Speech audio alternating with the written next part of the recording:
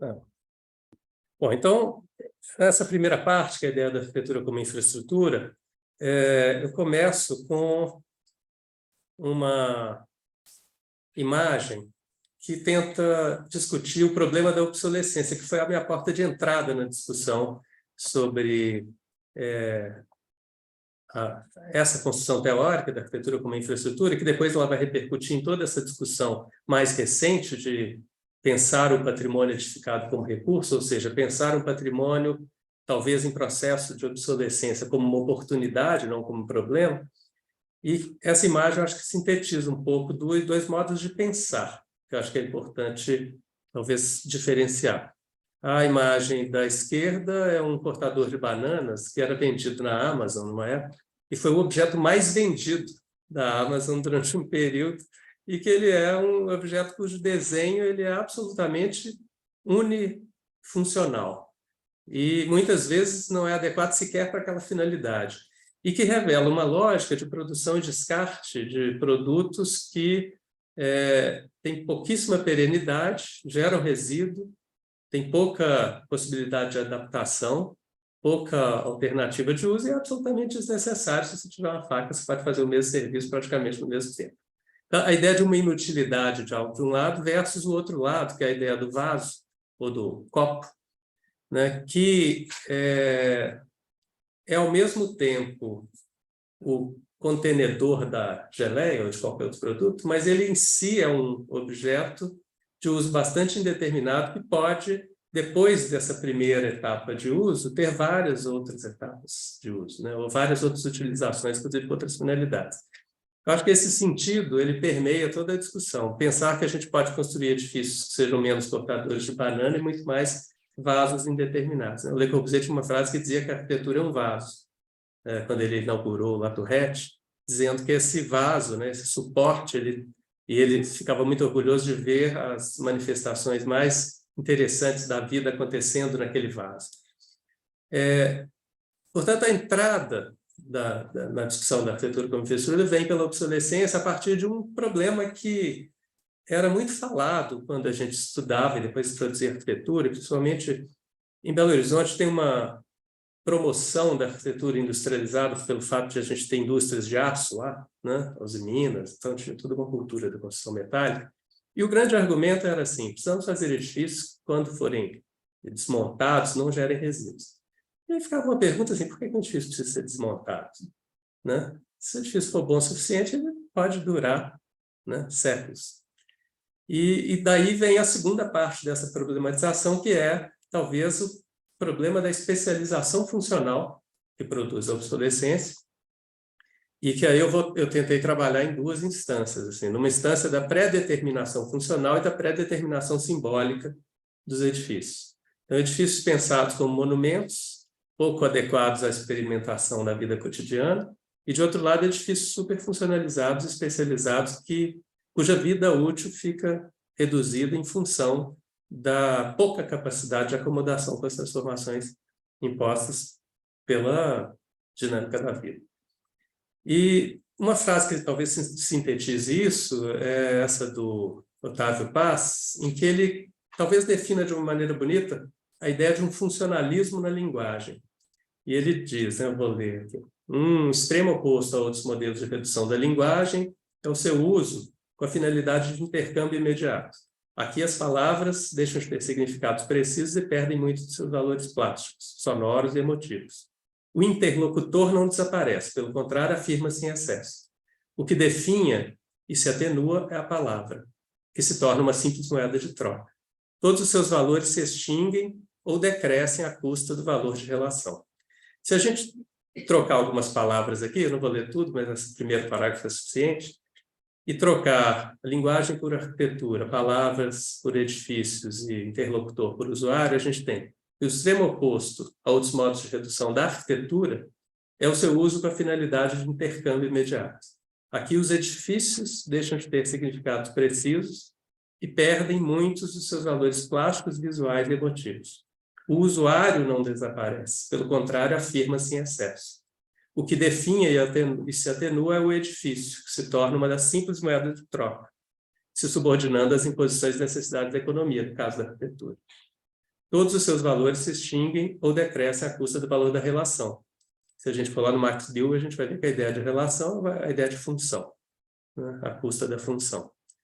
No caso da exclamação ou do espetáculo, o edifício é grito lançado ao vazio, pressíntese do usuário, né? Quando o edifício se monumentaliza e, de repente, a relação com a vida cotidiana se desaparece. Quando o edifício é instrumento do pensamento abstrato, um discurso autônomo sobre a tecnologia, por exemplo, o significado devora tudo, usuário e prazer estético. Veículo de intercâmbio, ele se degrada. Nos 3 casos, se reduz e se especializa. E a causa dessa comum mutilação é que a arquitetura se torna para nós utensílio, instrumento e coisa. Acho que essa frase foi um achado, assim, aquelas coisas que você está fazendo a tese, de repente cai na sua mão um livro que nem era necessariamente relacionado ao tema que eu estava pensando, mas que ilustra muito essas simplificações excessivas que degradam a própria ideia, né, de uma totalidade complexa que é o pensar e projetar a arquitetura.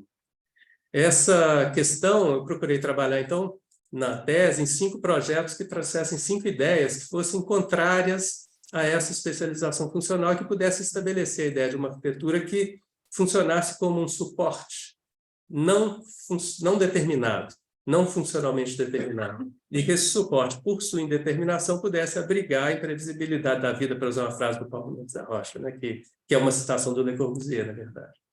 Né, o primeiro, o sistema dominó que o Corbusier propôs, lá em 1914, em 2014 ele foi construído lá nessa maquete de madeira na Bienal de Veneza, que era uma ideia de uma estrutura mínima, uma estrutura que, sendo construída assim, as lajes, os pilares e a escada, e uma impermeabilização com o sistema de drenagem, num primeiro momento, poderia acomodar subdivisões internas e fachadas feitas pelos próprios usuários com maior facilidade. Isso talvez esteja na base de propostas como o Open Building, Habraken, né, que vieram depois, e que permite imaginar a arquitetura como esse suporte tecnológico que descola o trabalho da arquitetura da produção da imagem final do objeto. Isso é algo que interessa bastante. Depois, numa outra escala, da escala das megaestruturas, né, a Fiat, em Lingotto, né, do Giacomo Mattretrucco, que aqui é um exemplo de obsolescência muito acelerada, né? A fábrica é feita de 13 a 21, em 35 eles já entendiam que essa fábrica não era adequada e começaram a fazer em Mirafiori, que era uma fábrica horizontal. Mas essa fábrica, porque tem uma modulação construtiva regular e espaços muito generosos em escala, depois pôde acomodar uma obra do Renzo Piano com uma série de usos aqui, né, e poderia, de novo, ser transformada permanentemente. E tem um fato peculiar dessa obra, que é a pista de treinamento que está em cima dela, né, que é essa pista famosa, que está inclusive no livro de Corbusier, Por uma Arquitetura, que depois vai informar esse desenho, né? Essa aqui é a pista. Esse é o desenho do edifício viaduto do Corbusier, né, que depois ele vai fazer aqui, inclusive para o Rio de Janeiro, mas também para outras cidades na América Latina, em que ele edita uma ideia de novo, uma infraestrutura que tem uma articulação paisagística de escala territorial, que define a intervenção na escala dessa geografia, mas que prevê a construção de solos artificiais que as casas poderiam ser feitas por cada morador, ou seja, um edifício permanentemente em transformação. De novo, a forma final do edifício é a síntese entre uma ação projetual, tem uma natureza infraestrutural, e os complementos dos usuários ao longo da vida inteira do edifício. Né? Isso permite pensar que o projeto talvez possa parar antes,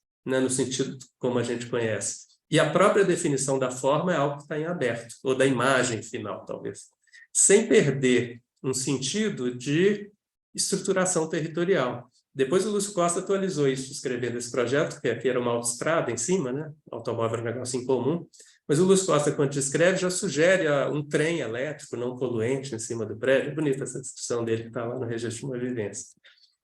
Outra ideia que aparece, e essas ideias têm uma peculiaridade de serem ideias gestadas na primeira metade do século XX, predominantemente, dentro do seio do pensamento da arquitetura moderna, porém não funcionalistas. Acho que tem essa inflexão que eu acho que é interessante. Esse é um projeto do Gerrit Rietveld, que é o Núcleo móvel para uma casa. Ele ficou quase 13 ou 15 anos desenhando isso, nunca construiu. Mas o que era? Era um núcleo infraestrutural que você poderia colocar num terreno, caixa d'água, banheiro, cozinha, escada, portas, 3 ou 4 em cada nível da escada, a própria escada, uma campainha, uma coisa de cartas, e que depois cada usuário completaria a sua casa ao redor desse núcleo com seus meios, com as suas dimensões, da maneira como ele quisesse. Ou seja, ele tem uma intervenção arquitetônica que adquire um caráter infraestrutural na medida em que ele providencia a habitabilidade inicial do lugar mas, ao mesmo tempo, não predetermina a forma. E, por último, a ideia do grande contenedor. O grande contenedor aqui, talvez o desenho mais emblemático disso é esse edifício projetado pelo Mies van der Rohe para ser uma ópera em Mannheim, no concurso. Isso aqui é um pouquinho já depois, 52, 53, né? E que ele dizia, eu acho mais interessante de tudo isso, é que ele dizia o seguinte: a ópera é uma circunstância desse edifício, ela vai ficar aí um tempo. Se por acaso não ficar bom, isso aí pode deixar de ser ópera e virar um estacionamento, um supermercado. Era a frase dele. O Joaquim Guedes gostava muito de falar citar isso, né? Pensando essa ideia, aqui no caso, a flexibilidade, né, miesiana, da grande escala, do grande contenedor. Um análogo disso talvez seja aquele projeto que o Oscar Niemeyer fez para a Praça Maior do museu, né, que era uma caixa em concreto, que tinha uma imagem perene, mas com a previsão de sobrelojas desmontáveis dentro. No croquis ele fala isso, como um edifício que pudesse se transformar internamente, mas que tivesse uma imagem estável na paisagem. E depois, chegando no Brasil, tem algumas estratégias de arquitetura, na arquitetura brasileira, especialmente, que eu acho que são interessantes, que constituem um pouco essa ideia, e uma delas, os espaços significativos sem nome, que é uma expressão cunhada pelo Flávio Mota, que era professor de estética na FAUSP, em que ele buscava demarcar como a arquitetura moderna brasileira teve a capacidade de conceber espaços que não tinham uma função pré-definida e, portanto, não eram denominados, né, por isso eles são sem nome, como os espaços funcionais da vida cotidiana, o hospital, a moradia, a escola, mas que, apesar disso, eles eram significativos, né, na medida em que eles ofereciam exatamente a possibilidade da imprevisibilidade. A Marquise do Ibirapuera, acho que é um exemplo emblemático disso. Ele é um edifício de 28 mil metros quadrados. Eu fico imaginando a gente hoje propor um edifício de 28 mil metros quadrados a qualquer gestor público, e ele vai falar: para quê? É uma sombra, não é para nada. A gente vai preso, né? Se a gente fizer um projeto assim, né? Está dilapidando o erário, fazendo coisas desnecessárias, etc. E, no entanto, é a Marquise a principal infraestrutura do Parque do Ibirapuera. O Milton Braga fala isso, né? Porque é ali onde esses usos cotidianos bem impermanentes acontecem, mas aí também usos que não são tão impermanentes como o próprio museu do MAN, que está ali, abrigado, e que um dia pode sair, talvez, e outra coisa acontecer.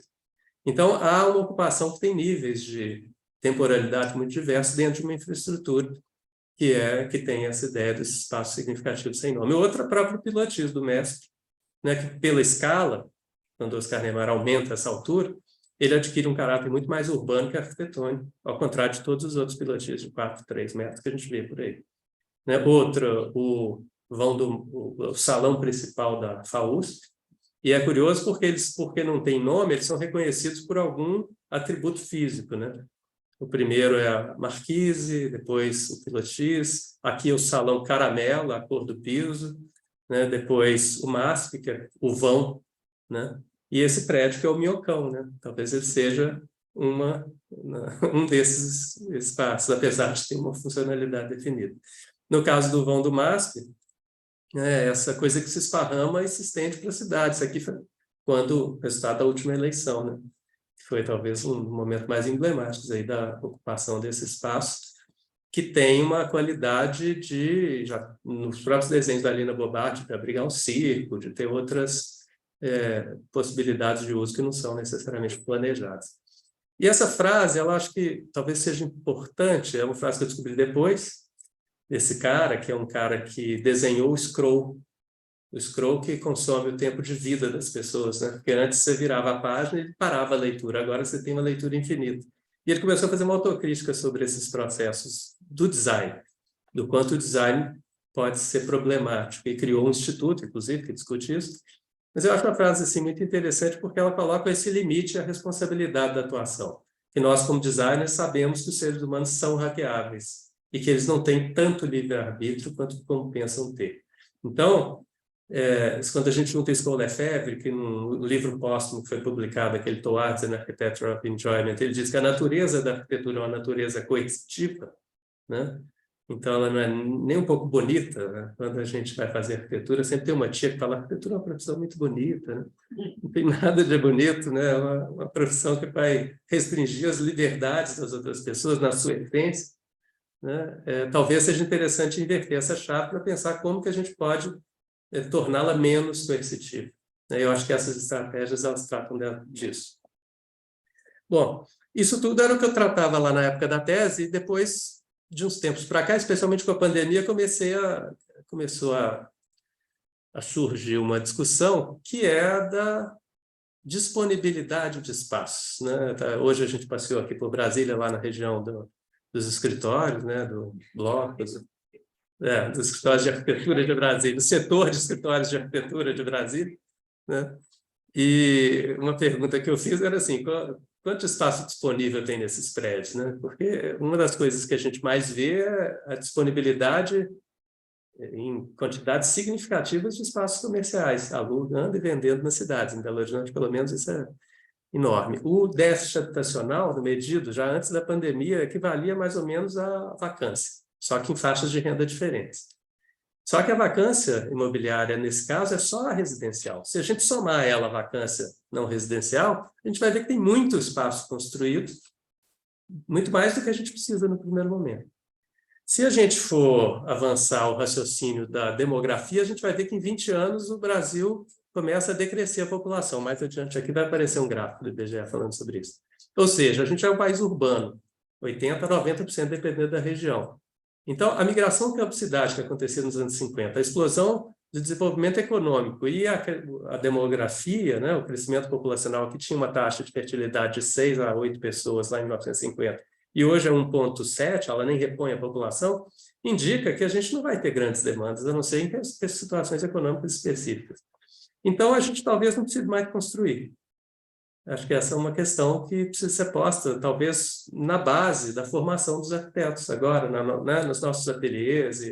E vai dizer, pô, então não precisa de arquiteto? Claro que precisa. A gente tem um estoque imobiliário com inúmeros problemas a serem resolvidos, né, para fazer essa transformação permanente deles. E aí eu comecei a mapear, e isso é uma coisa que já estava desde a época da tese um pouco presente, algumas vozes que estavam falando sobre isso. O Yonah Friedman fez essa exposição, que é... Deixa eu ver se eu consigo tirar essa barrinha aqui. A exposição do Yonah Friedman, salvo engano, foi em 2010 ou 2011. Será que tem jeito de tirar isso? Talvez more. Quero less. Acho que se puxar para o canto. Para o canto? Ah, opa, peraí, onde? Aí, ó. Aqui. Ah, agora sim.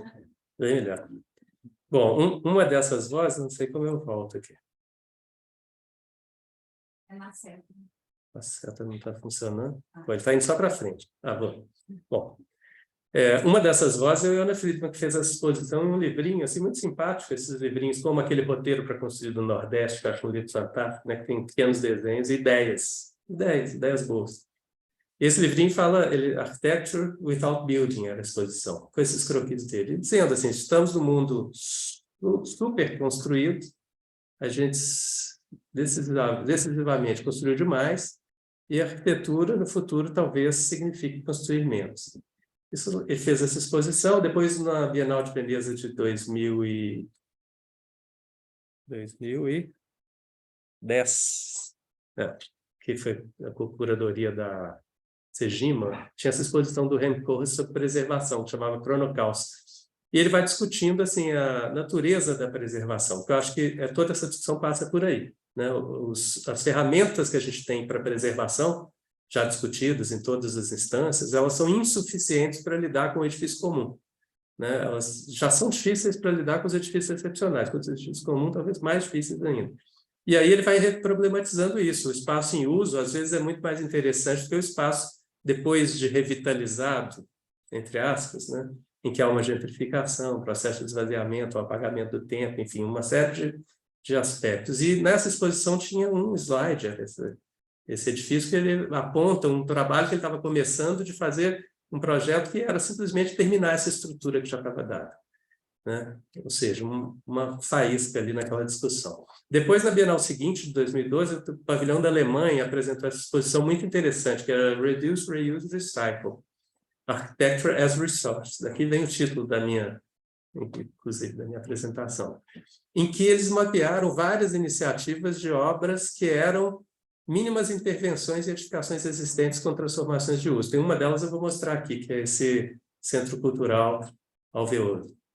Depois, já mais recentemente, da pandemia, a Charlotte Malter-Barth, que é professora na Harvard, ela faz um ateliê com uma proposta de uma moratória global de novas construções, né? Pensando o impacto ambiental dos processos de construção, o impacto ambiental da produção de material e da ideia do esgotamento dos recursos a partir do mesmo princípio. Como que a gente pode desenhar em tempos de crise sem necessariamente ter que construir mais?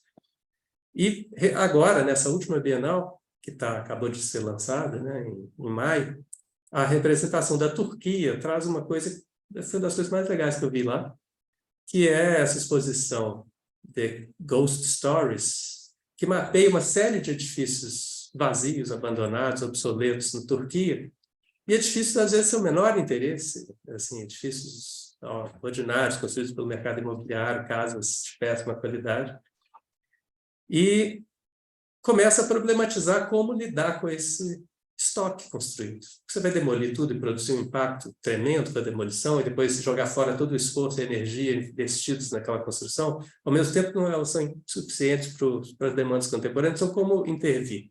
E aí tem uma coisa que eles fazem que eu acho muito legal, que é pegar a Carta de Veneza e reescrever a Carta de Veneza, que pensa, se a gente for observando aqui os pequenos pontos desses negritos, que troca o monumento histórico pelas estruturas existentes, que troca a discussão sobre o registro dos fatos históricos pelas relações sociais, que pensa não na conservação e na restauração, mas na transformação dos edifícios, né? E aí é interessantíssimo quanto todos os princípios, de modo geral, da Carta de Veneza são absolutamente coerentes com o que você poderia pensar, invertendo algumas chaves para pensar esses edifícios. Então, a própria metodologia que talvez a gente tenha para o uso dos edifícios históricos pode ser muito útil para a gente lidar com esses edifícios desimportantes, entre aspas, né?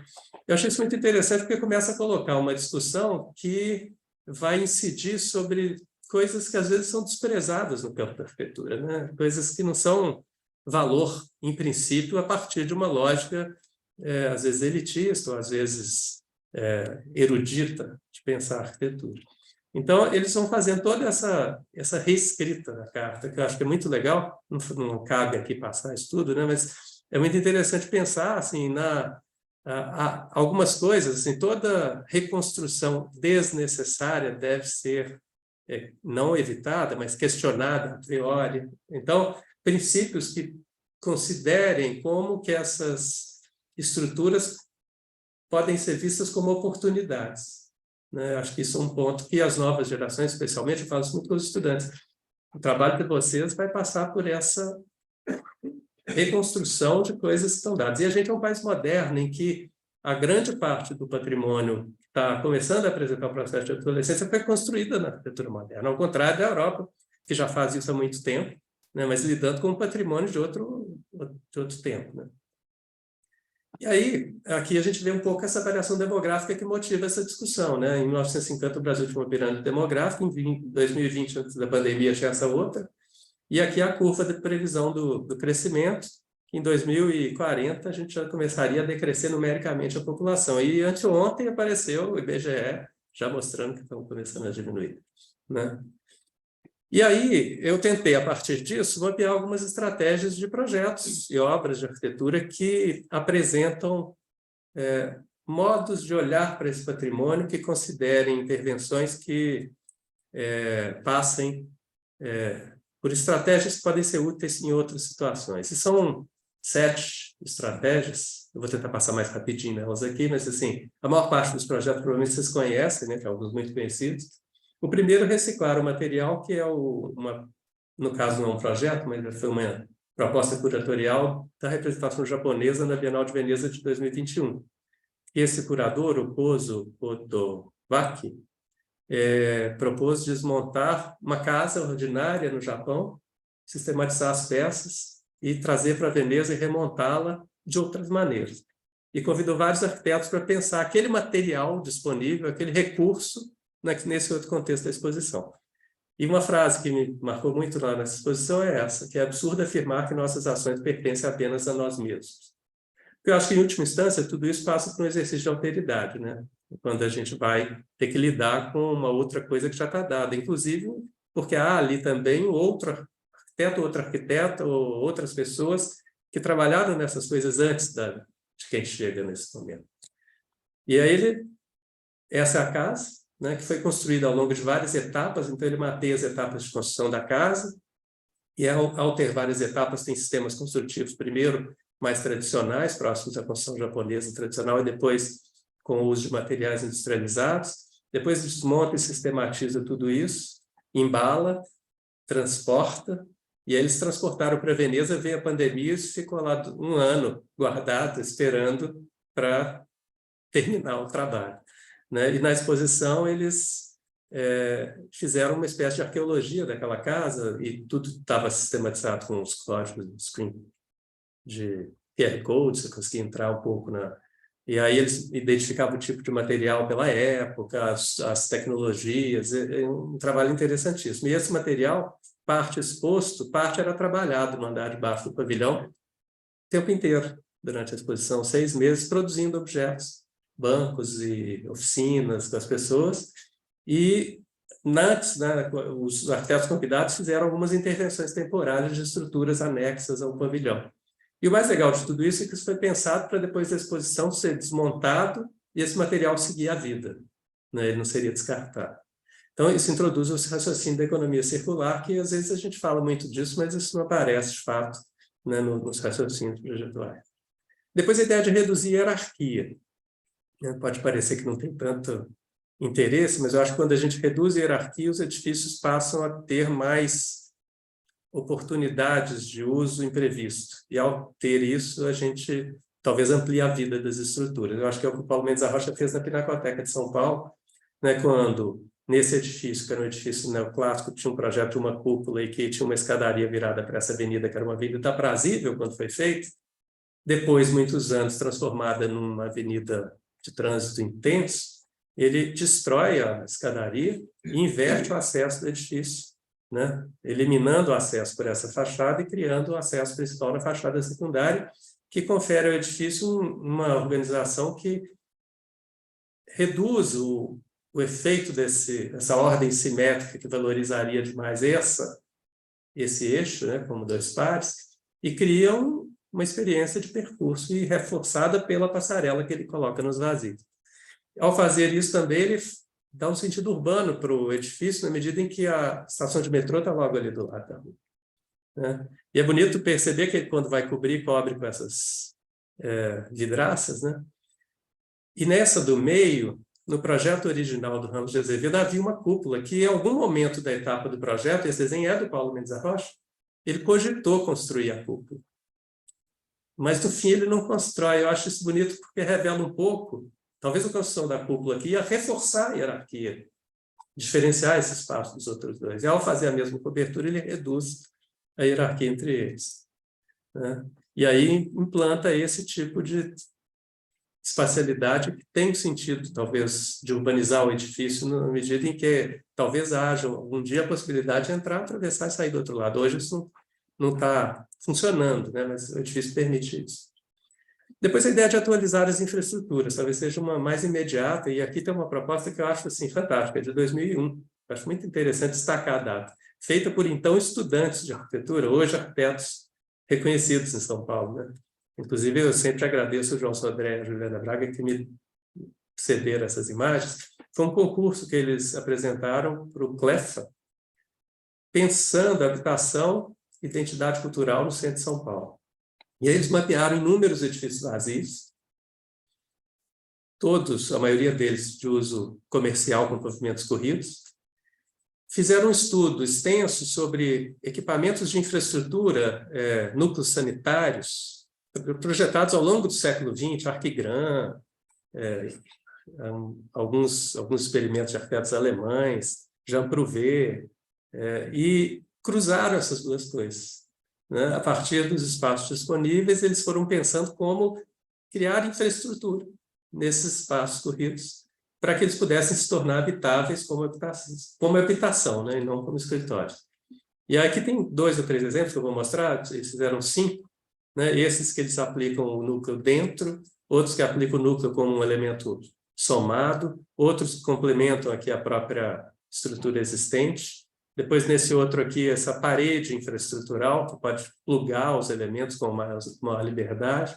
Enfim, estratégias que vão redesenhando o potencial de apropriação dessas infraestruturas, em princípio, obsoletas. E, nesse caso, eles chegam a fazer 2 opções. Uma que o edifício aqui, todo emparedado, teria muito pouca alternativa de uso, só com janela frontal, e outra que se apropria do vazio lateral, ou seja, um exercício de olhar para o lado, né? Às vezes há uma oportunidade que não está na própria estrutura, e implantando a circulação ali, criando abertura, então, também para o lado, permitindo com isso criar mais unidades no outro sentido. Eu acho muito bonita essa ideia, inclusive pelo momento em que ela foi feita. Assim, isso foi feito há mais de 20 anos. Né? E talvez hoje tenha um sentido ampliado, né, nessa pesquisa que eles fazem.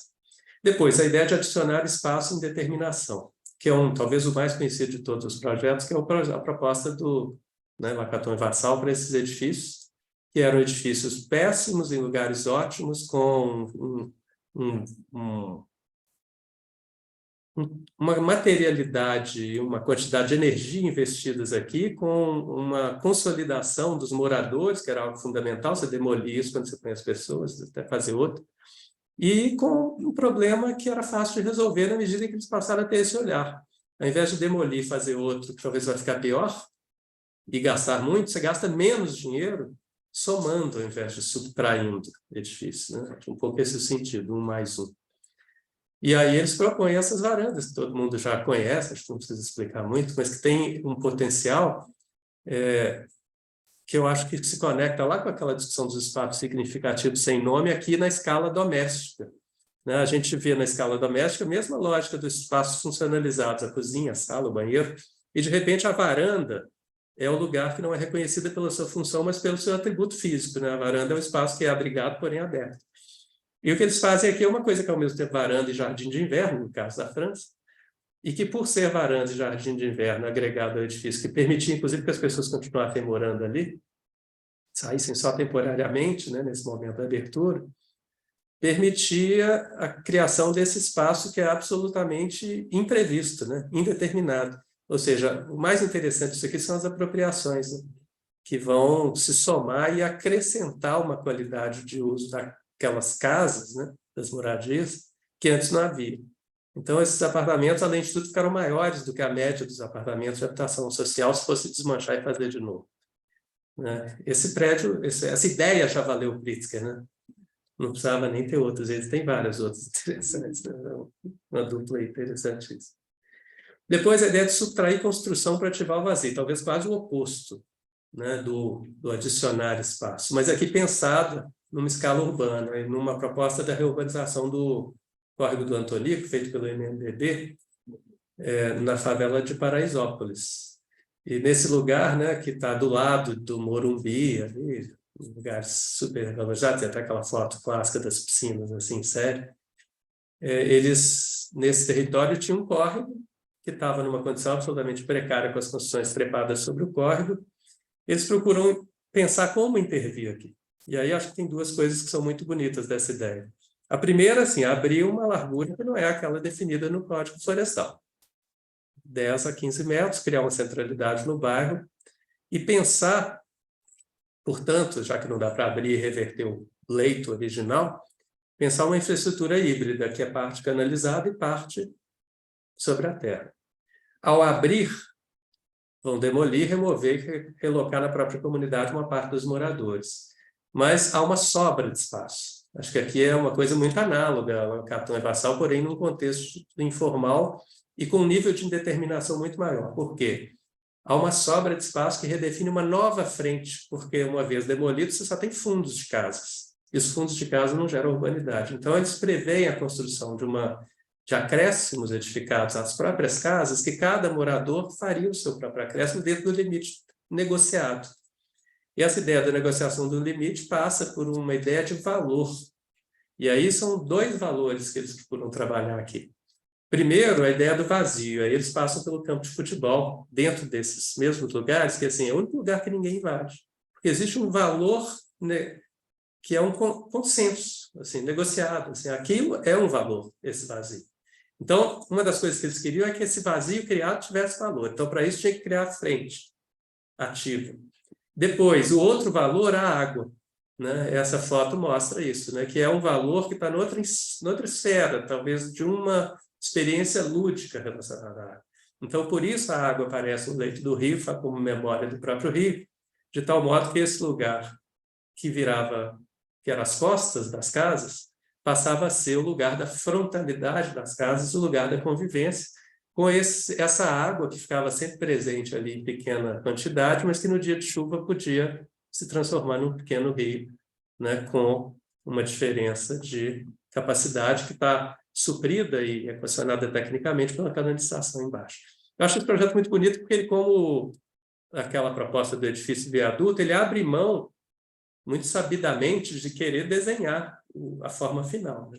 A forma final vai ser a circunstância da vida de cada morador que vai dar. Mas existe a discussão sobre a negociação, que eu acho que é importante. Né? Até onde está o público, até onde está o privado, e como que essa esfera, né, que define essa frente pode se constituir. E, portanto, abrir espaço aqui é a forma de propiciar um desenvolvimento futuro para essa comunidade com um estado de absoluta precariedade num outro nível de infraestrutura. Em penúltimo, aqui a ideia de urbanizar o edifício. Né? O mais imediato, que é talvez muito conhecido também, a proposta que o Rem Koolhaas fez para esse edifício, que depois foi demolido, que era o San Vito. Fizeram Arte Cidade em São Paulo, convidaram o Koolhaas para lidar com esse grande pepino da cidade de São Paulo, San Vito, que era visto como uma favela vertical, que o elevador já não funcionava, 25 andares, gente morando lá. E ele chega, todo mundo achando que ele ia fazer uma proposta de revitalização da imagem do edifício, ele fala, põe um elevador. Quando colocar o elevador, automaticamente a vida vai se reorganizar dentro do prédio. As segregações que existem, o controle do tráfico de drogas, etc., tudo vai se reverter, porque a acessibilidade transforma. É preciso irrigar o território. Aquilo que ele falava na escala do território, ele pensa na escala do edifício. Eu gosto de mostrar isso só porque ele tem muito a ver com o que o Paulo Mendes da Rocha faz depois nesse outro, que é o SESC 24 de Maio. Né, chamado para trabalhar nessa estrutura, ele podia demolir, fazer outro prédio, ele fala, vamos deixar a estrutura, não necessariamente porque vai ser mais barato, mas porque faz sentido deixar a estrutura, completá-la e aproveitá-la. Então, ele cria a estrutura nova no meio, né, ele sugere comprar um prédio do lado para colocar todos os apoios, e cria uma permeabilidade que urbaniza esse térreo, que é aberto, né, e depois o elevador é o que faz a articulação, e depois as rampas, né? Mas é talvez o mesmo sentido daquele elevador do Koolhaas, que vai dar um acesso livre a todos os pavimentos, pensando aquilo como desdobramento da cidade. E coloca a piscina lá em cima, que é uma beleza. Né? Então, a praia de São Paulo está ali, né? E o jardim da piscina está logo embaixo, que ele pôs lá aquele espelho d'água para ser guarda-corpo, todo mundo começou a pisar no espelho d'água e falou, põe lá então o guarda-corpo, deixa todo mundo usar. Não era a ideia que as pessoas usassem aquilo originalmente, mas ele teve essa percepção de que tudo bem. Né? E é importante dizer que é um trabalho dele com o Milton Braga e a Marta Moreira, né? Que cuidaram dessa obra durante assim, mais de 10 anos. Uma obra longa. E aí, toda essa estrutura da piscina se resolve com uma estrutura nova de um prédio dentro do prédio. Né? Tem um redesenho dessa infraestrutura central que vai também propiciar os pés direitos variados que o edifício ordinário não tinha. e, portanto, conseguir oferecer um tipo de espacialidade que completa aquela da repetição pura e simples dos pavimentos do antigo edifício comercial. E acho essa imagem talvez a mais bonita de todas, né? O prédio em si nem tem grande interesse, mas acho que o maior interesse está nessa ideia de que isso talvez pudesse ser uma praia urbana. Pena que eles controlem a entrada, né? Bom, e por último, a ideia de ocupar o abandonado, né? Ocupar o abandonado aqui é um tema que eu acho que é central, que primeiro, nessa escala formal, isso é um daqueles projetos que está naquela exposição lá do Pavilhão da Alemanha, nessa cidade de Ville de Saint-Nazaire, na França, que tinha lá, construída pelos nazistas, uma indústria, um estaleiro de submarinos, feito de tal maneira que as paredes chegavam a ter 1 metro ou mais de concreto para resistir a qualquer tipo de ataque na época, na invasão, né, alemã. Eles tinham, então, esse negócio lá, que é imagina, impossível de demolir, colocado como uma barreira radical entre o centro da cidade e a sua frente para a água. E aí o que é bonito dessa proposta é uma intervenção mínima, que parte do reconhecimento da estrutura ambiental dessas naves e faz uma intervenção num trecho só dela. Ainda tem coisa para ser feita, né? Mas usa essa inércia desses espaços super protegidos para colocar espaços para a cultura. Então tem uma reversão simbólica também, né? De se transformar aquilo que era uma herança nazista em algo que passa a ser o lugar do convívio, assim. E são espaços com intervenções mínimas, assim. Pôs essa estrutura cênica, né? Criou um espaço expositivo, criou toda a infraestrutura, criou um tapete de luz aqui que faz o lugar principal do foyer e todas as infraestruturas abrigadas dentro dessa grande estrutura. E para sinalizar a intervenção, eles propõem essa luz em cima, que é uma geodésica que foi desmontada do aeroporto Tempelhof, lá em Berlim, e que foi desmontada e transportada para lá e remontada sobre a estrutura existente. Eu acho muito bonito esse tipo de intervenção, que é uma intervenção mínima, assim, mínima, e que não pretende apagar isso, porque seria outra tragédia, né, ambiental, desfazer aquilo. Depois, aqui são 3 iniciativas muito distintas de ocupar abandonada, aquela uma estrutura que quase impossível de desfazer, aqui uma outra fácil de desfazer, mas tem uma ocupação temporária, que eu acho simbólica pelo tipo de uso que tinha antes. Os postos de gasolina em Londres, desativados na cidade. E que esse grupo, o Studio, propôs uma ocupação temporária que eles denominaram de cinerolium, né? O cinema no lugar da estação de abastecimento. E aí eles fizeram isso colaborativamente, né? Cortinas com material reciclado de manta essas mantas de isolamento, né? E uma construção de uma arquibancada com as cadeiras que desciam as cortinas, faziam as projeções, certos horários, certos dias, e depois aquilo abria e as pessoas saíam. Então, uma intervenção mínima feita com materiais reciclados, mostrando a possibilidade de reversão de um lugar sempre complicado, posto de gasolina, por causa de contaminação, etc., mas geralmente em lugares muito interessantes da cidade, já desativados, pensando que eles poderiam ser apropriados para usos de outra natureza. Eu acho que isso aqui é muito mais simbólico do que efetivamente uma estratégia que é efetiva, mas que eu acho que traz uma ideia que passa pelo momento que a gente vive da reversão do próprio modo de lidar com os combustíveis fósseis, essa transição ambiental em relação à economia de baixo carbono, enfim, tudo isso que está na pauta que é hoje central. E a última, que é a estratégia da ocupação, que não é projeto, né? Que é a ocupação propriamente dita, né? Que a gente tem vários exemplos em todas as cidades brasileiras, não sei se vocês têm aqui ocupações de edifícios nacionais, vocês têm em São Paulo a ocupação 9 de julho, que é talvez a mais conhecida, em Belo Horizonte a ocupação Carolina Maria de Jesus, feita pela MLB, que teve num edifício, depois mudou para outro, e eu trago essa porque a gente fez, quando fez a curadoria da Bienal de Veneza, em 2021, 2 vídeos que a gente comissionou, e um deles foi na ocupação feita pelo pessoal do movimento, que Tem um dos cineastas, inclusive, vive no prédio, fez o vídeo. Aqui tem uns frames desse vídeo que vai mostrando um certo tipo de modo de vida coletiva que é muito diferente do edifício residencial condominial que a gente vê nas cidades. Acho que essa talvez seja a grande contribuição das ocupações, que é pensar um modo de vida que o edifício da moradia se abre para a cidade e oferece espaços, ao contrário do espaço condominial do salão de festas. No caso da 9 de julho, por exemplo, tem, né, um lugar de alimentação, não dá para chamar de restaurante, né, uma cozinha coletiva, e ao mesmo tempo uma galeria de arte que é aberta ao público e que eles fazem eventos com grande frequência, e isso tem uma série de repercussões muito interessantes na medida em que mostra a possibilidade de uma autogestão na cidade, que recicla o edifício obsoleto, transforma aquele problema urbano, que é o edifício abandonado, numa solução para os mais vulneráveis que vão vir morar no melhor lugar da cidade, com a melhor infraestrutura, que não reproduz a lógica do condomínio com porta fechada, guarita e tranca, mas que se abre, acolhe a cidade e, ao mesmo tempo, se esparrama para a cidade. Então, há uma devolução de vida urbana que é um negócio sensacional, né? Naquilo que poderia ser só uma solução de habitação social. E ainda tem um outro aspecto, que é pensar que essas pessoas poderiam estar morando a 2 a 3 horas de distância desse mesmo lugar, num lugar precário, além do problema do impacto nas infraestruturas urbanas, que você tem que providenciar tudo para que isso aconteça lá, você tem um impacto nas vidas das pessoas, que o Ângelo Gucci conta em vidas, né? Ele soma as horas das pessoas na tese dele e fala, são tantas vidas por dia que São Paulo joga fora com esse problema da mobilidade. Então, eu acho que é uma luz assim, bonita. É claro que a ocupação em si não é algo que interessa, a gente tem que ter políticas públicas que façam toda essa providência para que esses grupos organizados possam estar de uma maneira muito menos precária do que de fato é.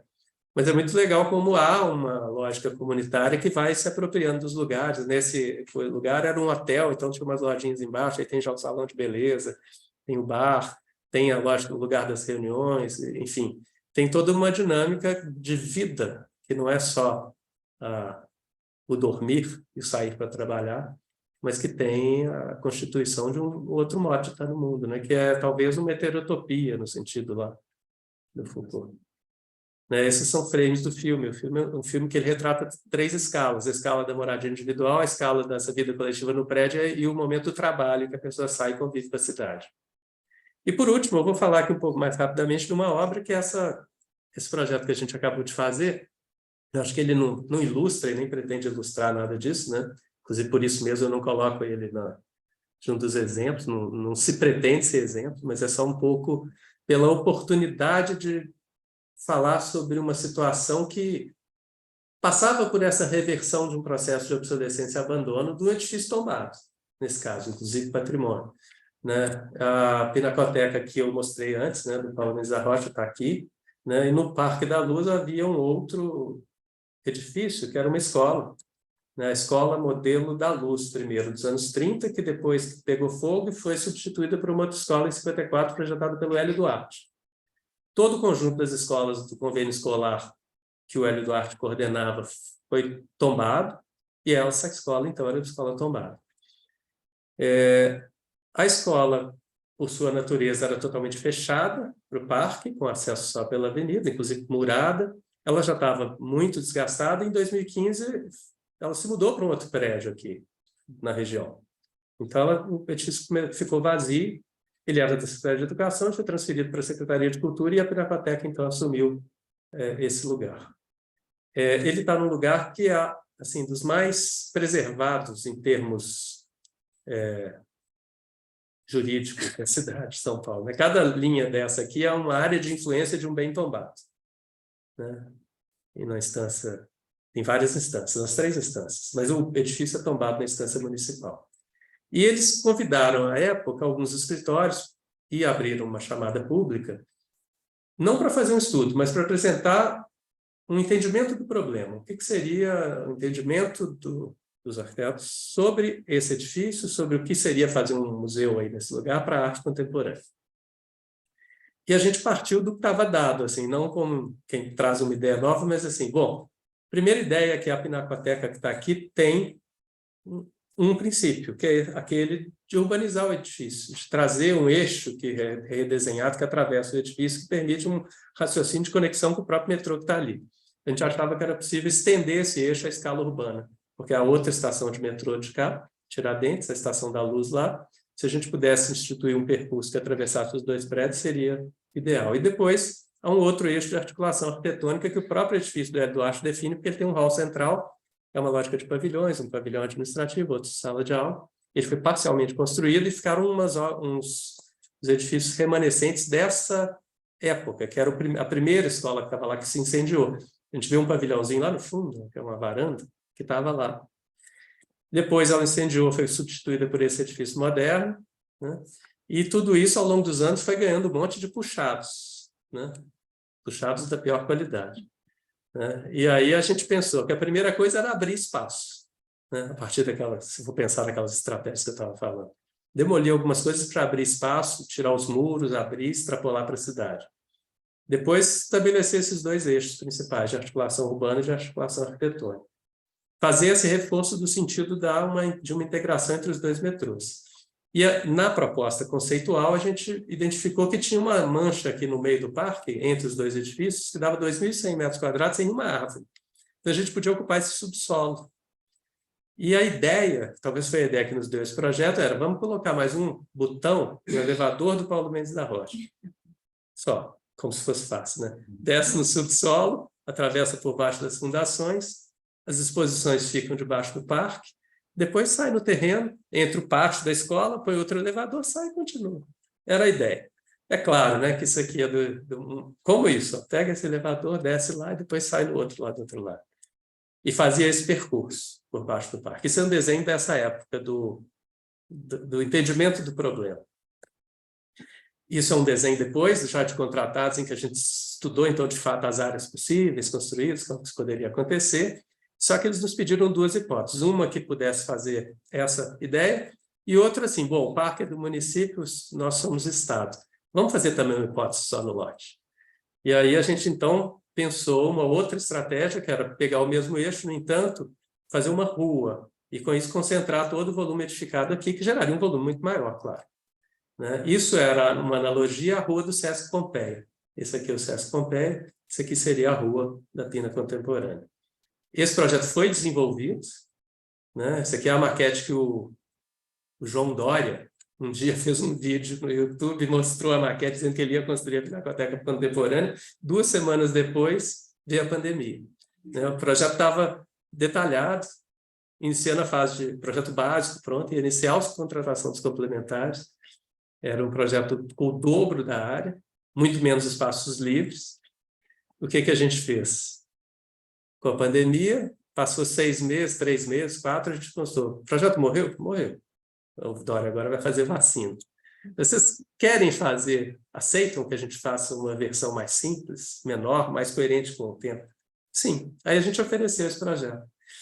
Juntou-se a isso o fato de que na aprovação do anteprojeto daquela versão anterior, a gente estava demolindo o que estava no fundo. E eles pediram uma prospecção daquilo que estava lá. Havia um indício de alguma estrutura remanescente, e de fato havia estrutura remanescente, que era essa estrutura, né? Tinha uns arcos que era dada aquela primeira escola. Isso tinha um forro, estava tudo emparedado, eram salas de aula, a varanda tinha se transformado num monte de salas de aula. A gente, então, partiu, então, da preservação disso para pensar o novo edifício. Né? Claro, essa estrutura não daria conta nem com aqueles com isolamento termoacústico aqui, então a gente faz uma estrutura auxiliar, né, que vai receber a nova cobertura, as infraestruturas, sobrecarga suficiente para pendurar coisa à disposição, e isso resultou as estruturas foram desmontadas, levadas para restauradas fora, foi construído inclusive subsolo nessa área, e isso acabou resultando nesse pavilhão que está atrás. Havia uma casinha também que era remanescente daquela escola, uma construção de alvenaria convencional, que foi tratada como área para administração. Aqui é o edifício moderno, aquele primeiro que apareceu, né, que é basicamente dedicado a acervos, porque a gente buscou reconhecer a espacialidade, a estrutura, a forma de organização para integrar as salas que podiam ser integradas. Aqui reverte a circulação em áreas de infraestrutura e apoio e faz aqui a biblioteca e centro de documentação, abrindo isso é um espaço que já existia, só que ficava lá na Estação Pinacoteca, no quarto andar. Ninguém frequentava. Então, agora tem uma biblioteca que se abre para a praça, né? O hall principal, que era já o principal espaço, talvez inclusive simbolicamente mais interessante, ele define o eixo principal onde estão os elevadores, né? E aqui ficam os acervos, que é a reserva técnica, porque a Pinacoteca tem várias reservas técnicas, mas também tem reservas técnicas em edifícios alugados. A ideia é reduzir esse custo, trazer para cá e uma reserva com a melhor qualidade ambiental que eles vão ter. E aí, esse é o edifício restaurado, em cima a estrutura que daqui a pouco eu falo dela, esses cômodos estavam meio emparedados, foram desemparedados, enfim, aqui teve uma ação de restauro e intervenção mais convencional. E embaixo de tudo isso, um espaço enterrado, que é a exposição.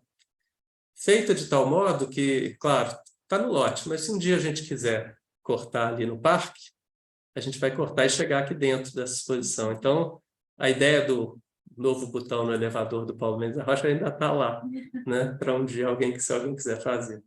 Mas aqui ficam as áreas de apoio, técnicas e um espaço expositivo que tem uma escala que nenhum outro da Pinacoteca ou da Estação Pinacoteca tem, porque são edifícios históricos. Então, a ideia de um edifício que é um museu contemporâneo, que consegue acomodar certos tipos de apresentação de obra de arte, em termos de escala, em estratégia de tipografia, vem completar o conjunto de espaços expositivos da Pinacoteca. Então, não é que aqui vai ter acervo contemporâneo, necessariamente, lá não. Todos os prédios têm a arte contemporânea, mas aqui é um museu, talvez, que tenha esse sentido do espaço mais próximo do que é um museu contemporâneo. Isso foi construído com uma grande escavação, teve arqueologia, porque tinha a fundação daquele prédio que pegou fogo, você imagina, a hora que escava, aparece, em um ano tudo, né? E aí, ali está aquele pavilhão, à medida que foi construindo, foi liberando as escavações de arqueologia, esse pavilhão foi seguindo. Aqui tem uma laje em concreto pretendido, que é uma laje nervurada, em que a gente fez uns caixões, que a Heloísa Maringoni, que foi uma pessoa fundamental nesse processo todo, calculista, ela denominou de caixões achados, que não são os caixões perdidos, porque eles ficam visíveis, né? Foi o apelido que ela deu, que a gente gostou muito.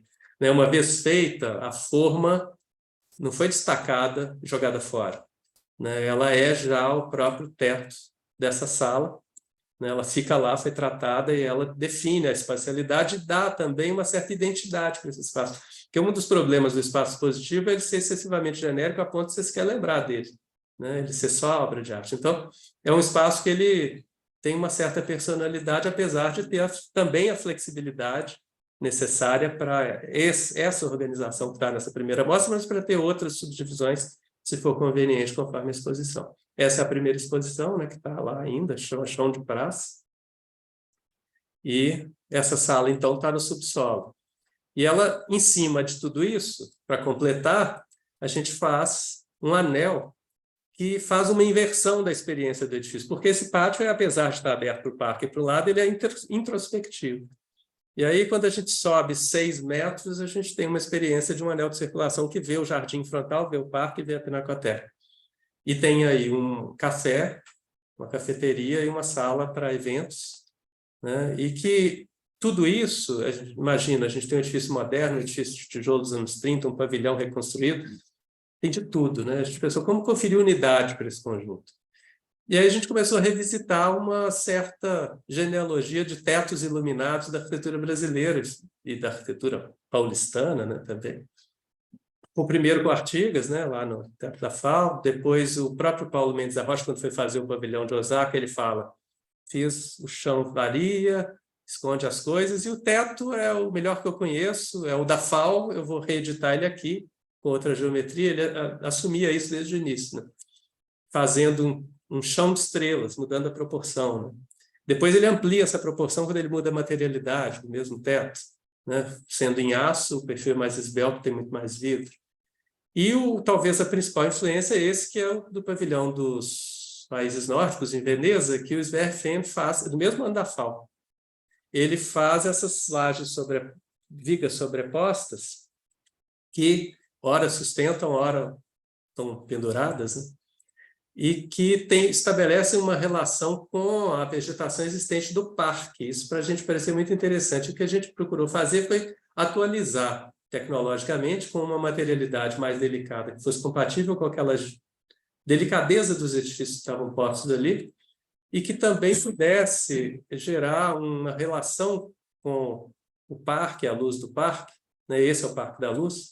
Então, tanto a ideia dos pilares esbeltos, que vão aparecer lá, quanto de uma sombra heterogênea, ou seja, tem uma variação no ritmo das vigas que não tem nessa matriz original, que vai tentar interpretar a ideia da experiência de estar sob a sombra das árvores no parque, como um sentido de reforçar a ideia de que museu e parque são complementares, né? Essa primeira formalização disso, que eram vigas curvas de madeira laminada colada, chegou a ser feita, detalhada, calculada, orçada, 5 milhões, só a madeira.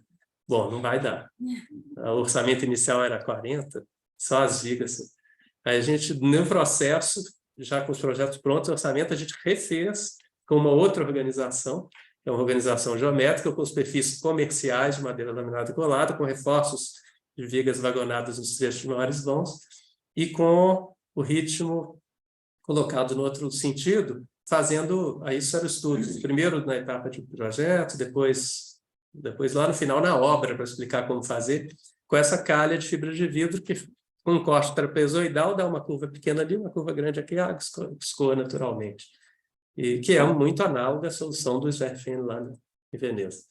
Essa é uma imagem do sujeito na fábrica de fibra de vidro, mandando para a gente a imagem de que dá para curvar, e isso tudo com a obra correndo, né? Depois na obra faz o protótipo, para a gente entender se tem algum problema, e por fim a estrutura em construção com ainda só a estrutura propriamente dita aqui. Essas vigas paralelas são já como caibros, né, que vão receber as estruturas, as calhas, e aí as calhas instaladas, e depois o edifício tal qual colocado. E aí há uma relação aqui de abertura, né, que esse espaço é ao mesmo tempo um vazio não programado, mas é um espaço para obra de arte, é um espaço de evento. Ele tem assim várias camadas dependendo do modo como a apropriação for desenrolando aí. E a gente vê um pouco essa variação do ritmo das madeiras, que depois as de baixo foram completadas como brise, justamente para gerar a variação da luz. Essa escultura, desde o início, estava na pauta, porque era uma escultura do Tunga que foi doada para a Pinacoteca, que não tinha onde ser apresentada. Ela foi apresentada uma vez no octógono, mas o octógono é um espaço de exposição temporária, né? E eles queriam poder apresentá-la. Então, a escala desse espaço foi muito regulada por essa obra de arte. E aí a gente vai vendo essas aberturas, né? Em cima ali a cozinha e a sala de eventos, o elevador que aparece aqui, que a gente poderia imaginar entrar lá naquele e depois sair nesse. Um dia quero ver isso ainda, espero a vivo. E depois esse rebaixo, que lembra um pouco até o Salão Caramelo, né? Essa articulação do auditório que tem lá na FAO, né? E que tem o acesso à exposição que desaparece um pouco como volume edificado, né? E essa vista da rua. E aí tem uma sequência de vistas externas aqui que vai mostrando como era antes. Isso aqui era a frente dessa escola para o parque.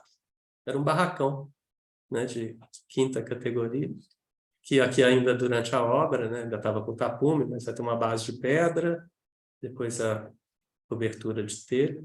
Esse pavilhão, como ele não tinha uma materialidade originalmente, o chão se desdobrou até a altura onde tinha a base das vigas e o teto se desdobrou até aquela altura. Então, a gente não introduziu uma materialidade nova. Esse é o lado voltado para a Pinacoteca, também era um muro, que virou isso na nossa proposta quando apresentamos, e que depois é essa imagem construída. Eu acho que é a que eu mais gosto, assim, que é quando a gente chega lá da estação, você atravessa o parque. E esse canto do parque era particularmente um canto morto, assim, porque as pessoas faziam caminhada no resto e ele era um resíduo, assim, passou a ser ativado com essa abertura. Bom, eu termino com essa frase do Solano, que eu acho muito bonita, porque ela trata um pouco da ideia de uma construção que é sempre coletiva, que passa pelo outro, assim, é uma ideia de alteridade, né? Que para ser minimamente humano é necessário dois. Assim como qualquer ser vivo, me aproximo por simpatia, rechaço por antipatia, posso até me colocar no lugar do outro por empatia. Mas num nós dual mínimo, a imaginação é a ferramenta que inventa o amor para constituir-me. Meu existir humano se inicia no exato momento em que imagino que, como mínimo, sou um outro, e que minha humanidade pode se ampliar até compreender que sou todos. Isso eu acho muito legal, porque se vocês observarem, cada um dos projetos que eu mostrei aqui, eu sempre punho assim, o Paulo Mendes da Rocha sobre a obra do Ramos de Azevedo, né? Ou seja, é um momento em que a ideia de autoria vai ter que ser discutida, porque a gente não vai trazer projetos novos, então como que a gente vai lidar com esse outro que veio antes e que tem que informar as nossas decisões antes de qualquer coisa. Eu acho que passa um pouco por isso, essa ideia. Eu acho que a Pinacoteca fala um pouco disso, porque tinha lá um Ramos de Azevedo, depois um Hélio Duarte, depois chega a gente, talvez vai chegar alguém depois, e é um momento na vida do edifício que está aqui, que está começando agora. Vamos ver como é que ela vai se desempenhar pelos próximos anos. É isso que eu trouxe, acho que eu falei demais, né? Passei um pouco do tempo, né? A gente pode conversar. Não. Né?